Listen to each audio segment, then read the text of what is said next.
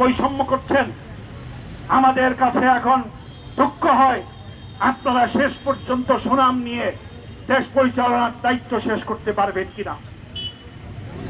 এখন বাংলাদেশের এই পরিস্থিতিতে এসে কোন দলকে, কোন পার্টিকে আমরা এককভাবে দেশের ক্ষমতায় দিতে রাজি নই এবং বাংলাদেশের মানুষের ভোটের শতভাগ অধিকার নিশ্চিত হতে যেই সকল পন্থা বাধা হয়ে দাঁড়ায়, অতীতে যেই নির্বাচনী পন্থা বাধা হয়ে দাঁড়িয়েছিল, এই পন্থায় আগামী নির্বাচন আমরা চাই না।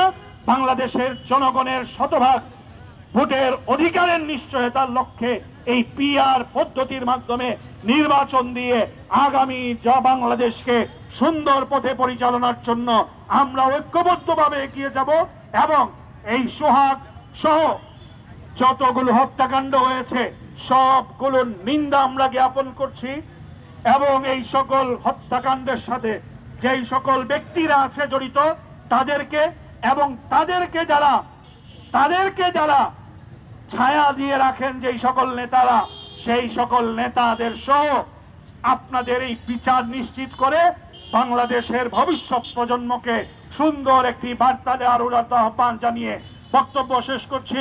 ওয়া আখিরু দাওয়ানা আলহামদুলিল্লাহি রাব্বিল আলামিন।